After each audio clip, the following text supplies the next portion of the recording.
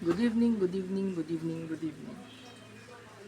Ah, ito pala yung gagawin natin ngayon na swelas. Papadikit tapos ipapatahi.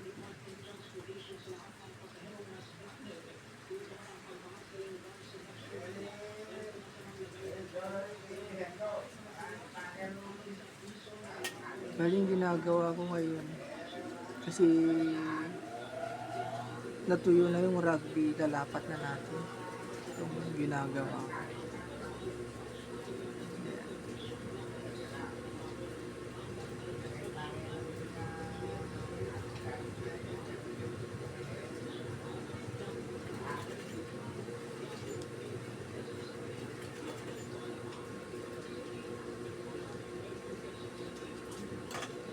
Ito pala, itatahirin natin pala to bago natin isalpak sa sapatos. Ito, sa upper. Pinaka-upper niya. Bali, ang gagawin ko muna kasi doble ang tahi nito. Sa baba, saka sa gilid. Dito. Tapos ito na rin. Saka natin sasalpak dito yung swelas. Yung swelas pala na ganito,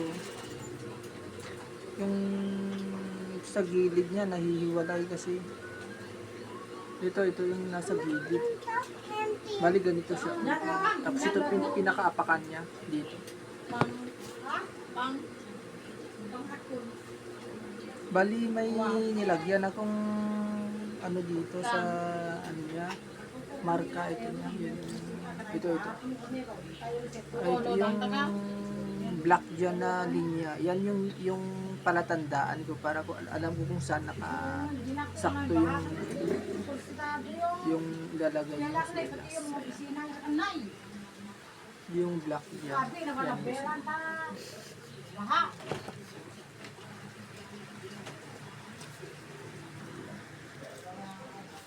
Tara, kape po tayo. Kape. Umuulan kasi kaya kape tayo.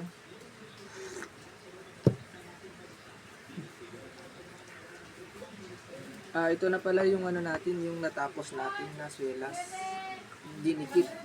Bali ang gagawin ko na, ang sunod na gagawin ko na, kakanalan ko na dito, saka dito. Papakita ko sa inyo kung paano.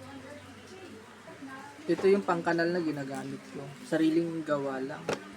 Ito kasi pang ano to, payong. Gawa sa payong lang.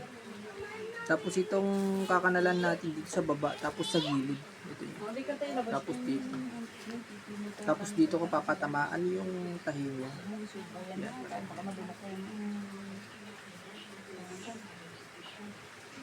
Ay, hindi pala. Mali pala. Ito pala yung kakanalan natin. Ito lang. Ito lang pala. Tapos dito papatamaan natin. Para dito hindi nakita yung tahi dito na. Kasi ito yung swelas na dito. Ito yung kaduktong ng swelas niya rito. Dito. Ayan. Ito pala yung ano natin, yung ginawa natin, kinanalan. Ayan. Kung nakikita nyo sa video, ito yung kinanalan ko siya. Ito niya. Bali, patatamaan natin ito dito sa loob. Ayun, tatahin na natin ng mano-mano itong ano natin, yung swelas. Ito. So, ito, kunin na natin tong sandata natin. Tawag pala dito, panduro. Ayan, panduro yan. Ang ano nito, needle ng stitcher alamuda. Ayan, ito. Tapos ito naman, yung pinakahawakan niya, ano, bali, gawa sa, ano to, bronze. Tapos ito naman, may sarili akong gawa na handle ito. Kahoy, ginawa ko. Pero ito yung kadalasan kong ginagamit kasi mas komportable. Saka mas matibay kasi ito. So, simulan na natin itong video natin. Ayan, tinatanahin na natin itong sa baba niya. Ayan.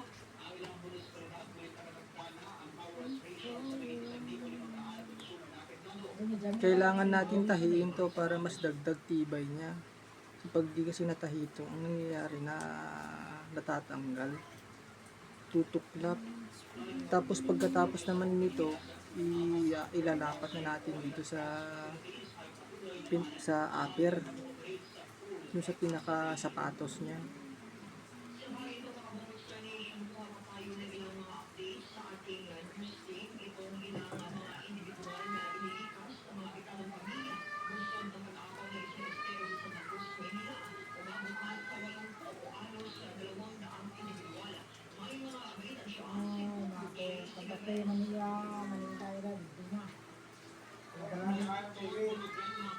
Awa makongoran!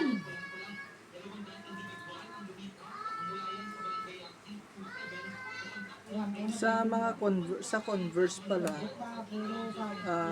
may ano rin po, may makina rin po ako na pang ano dun, pang swelas yung sa mga Converse, yung mga maninipis kaya sa tambalete. Pero yung mga ganito kasi hindi kaya sa makina, makasobrang kapal. Kaya ginagawa ko na lang mano ko.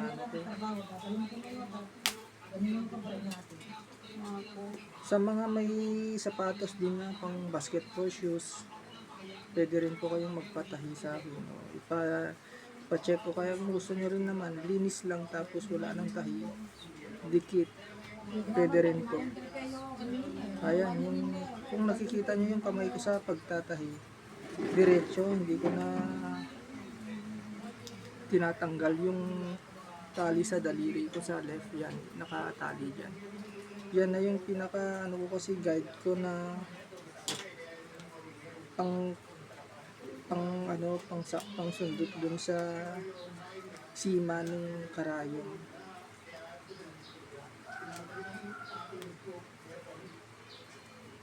Pwede nyo rin pong subukan ito na technique kung sapatero kayo, yung technique ko. Kasi yung ganitong technique mas mabilis saka hindi mahirap gawin. Practice lang muna.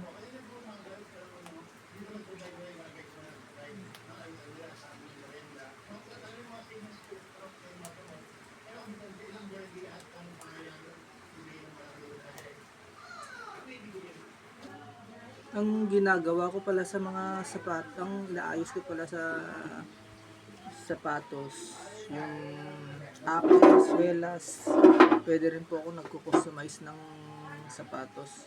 Tulad kung gusto nyong may papatch kayo na embroidery, pwede natin ilagay.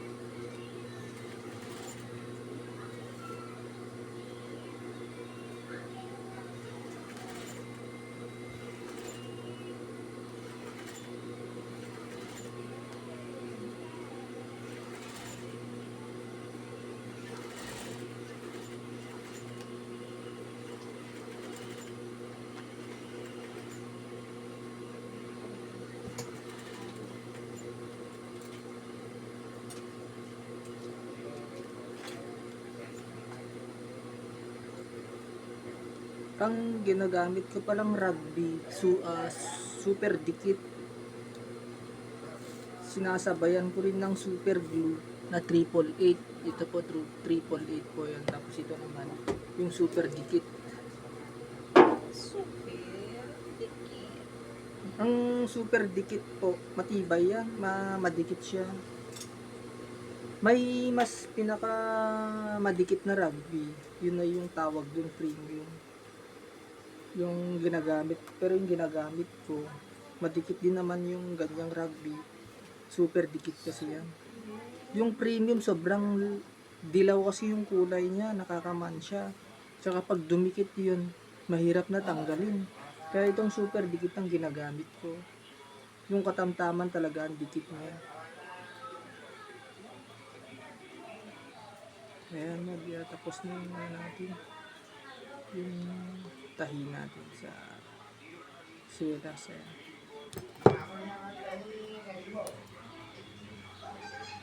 Yan po yung natapos na natahi natin dito. Yan, hindi yan design. Hindi yan po basta tinahi ko lang, may purpose po yan na dun sa ano. Ito kung nakikita nyo itong ano niya, yung tahi dyan. Ayan yan sa video. Yung tahi dyan. Nakakonect po yan siya dito. Yan. Nahihiwalay kasi yan. Tapos yung isunod na natin tong isa. Sige.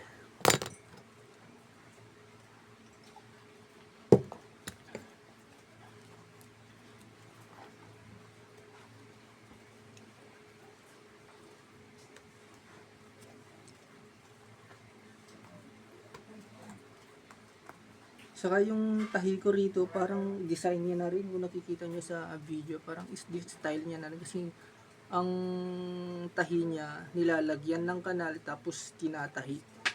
Kung saan yung nakalagay yung kanal, dun ko mismo tinatahi.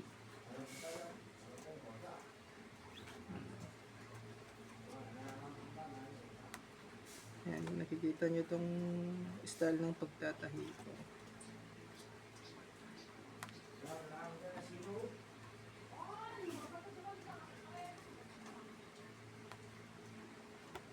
Ang mahirap lang kasi sa pagtatahi sa mano-mano, ang pag madali ka sa karayom, pag natusok mo yung maaksidente mong matusok yung daliri, maapektuhan yung performance sa pagtatahi, pabagal.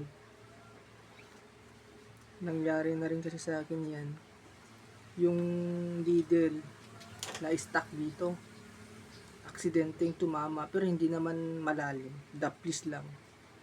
Pero yung daplis na yun, masakit. Kaya pag nagtatahi ako, halos dahan-dahan. Kaya nakikita nyo rin tong ano yan, yung masking tape dyan sa daliri ko.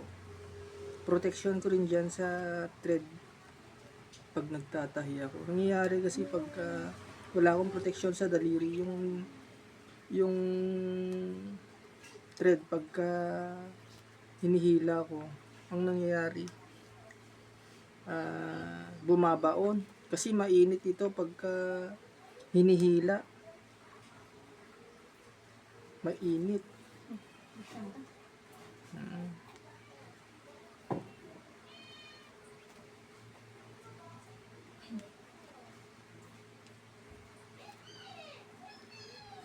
Kung napapansin nyo sa video, medyo mabilis yung ano, yung technique ko sa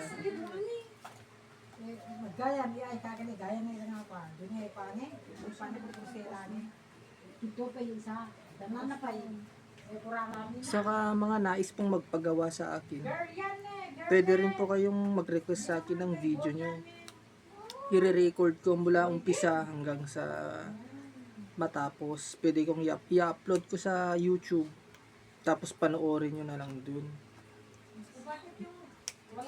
Yan. Para makita nyo yung proseso kung paano ko ginagawa yung pag-aayos ko sa sapatos nyo o sa bag.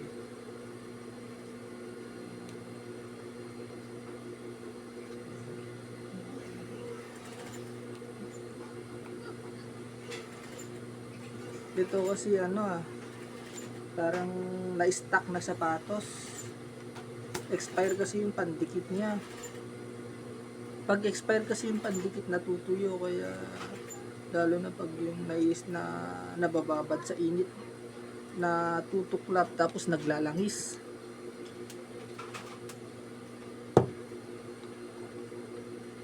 Pag naglalangis kasi ang swelas, ang gagawin dyan, nililinis muna, tinatanggal yung langis. Kasi pag nirugby yan, hindi na dumidikit yung ano niya, yung hindi na effective yung rugby dahil dun sa langis. Malapit na tayong matapos dito sa unang itatahi natin. Pagkatapos nito, rarugbyhan na natin, a-applyan na natin ng rugby. Tapos pati yung pinaka-upper niya. Ayan.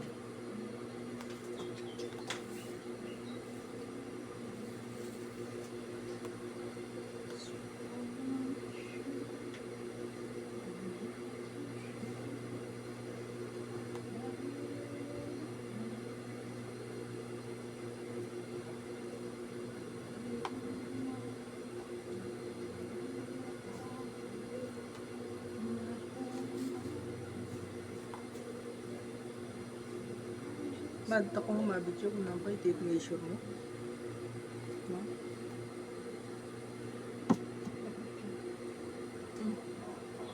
Centimeter.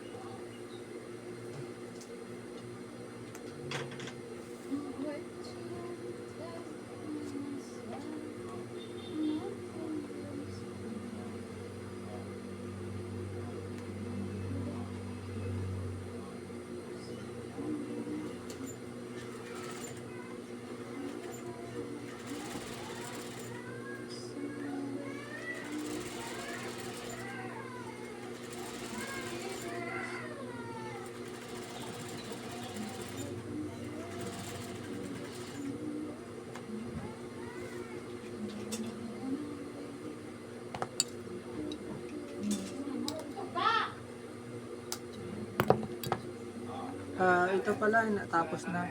Yung sukat pala nung ano, yung sukat ng tahi ko dito sa swelas. Ang standard na ginagawa ko ano bali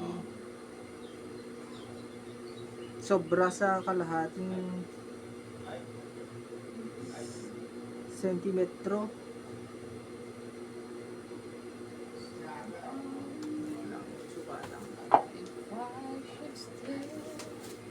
And drown like a child.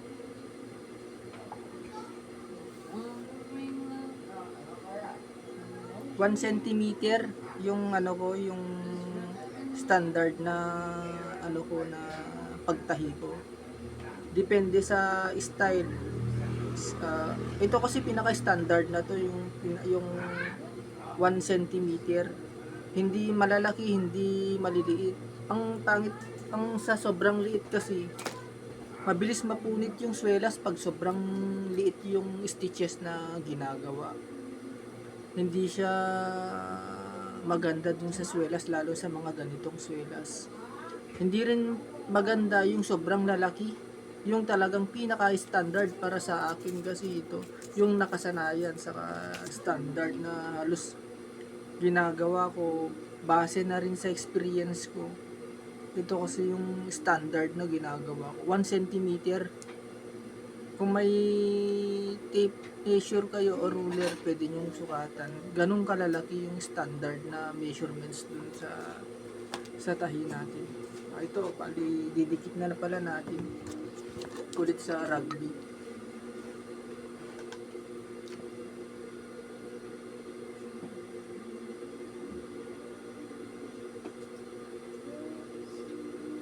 Sa pag-a-apply pala nito, pwede kayong gumamit ng daliri o kaya pwede rin kayong gumamit ng toothbrush. Para sa akin kasi mas komportable ako gamitin yung ano yung ito toothbrush.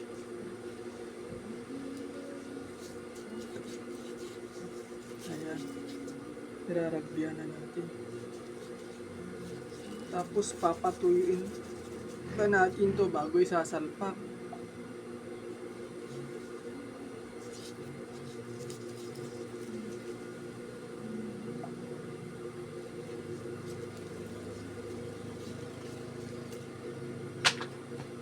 Ito yung pag-apply ko sa rugby. Ayan. Ang pag-apply ng rugby. Ayan siya. ipapakita ko kung paano ina-apply ang sarap. Para magkaroon rin kayo ng idea.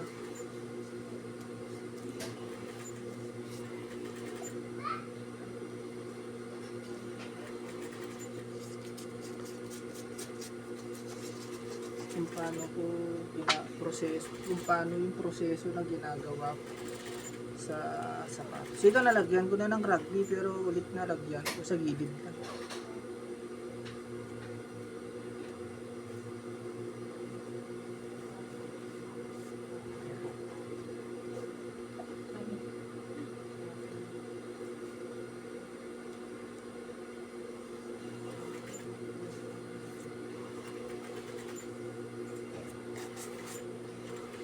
Usama mo tayo, ganito ka.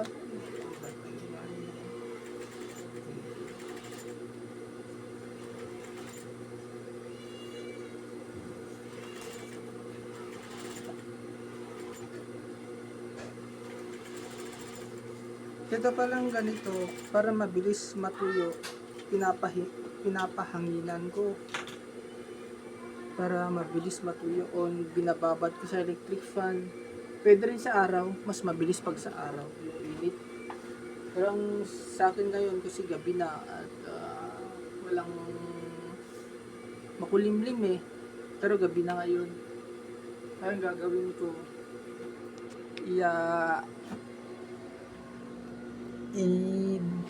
ibababad ko sa electric fan, ganyan.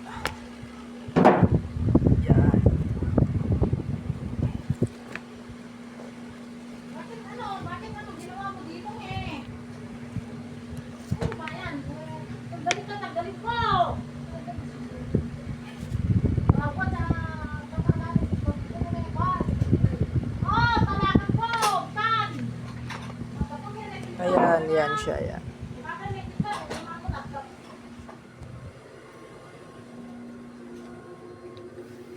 Hindi pa magkabayo sa ingay ng background. Kapit bahay pa namin yan. Ito naman yung sunod na project natin. Habang pinapatuyo ko yung dito muna tayo. Ito pala, papaliwanag ko sa video natin dito. Ito pala, tinapalan natin yan. Kung nakikita nyo, hindi halos salata. Sa customer kasi natin, ito synthetic kasi to yung ano niya. Ang ginawa ko, tinapalan ko siya ng premium leatherette. Hindi ko siya leather, pero premium yung quality niya, matibay. Ito kasing ano niya, sapatos niya, half shoes tawag dito. Bali may damage siya dito, kaya tinapalan natin. Isa lang yung may damage dito eh. Pinares ko na lang. Ayan. Mama, nalad.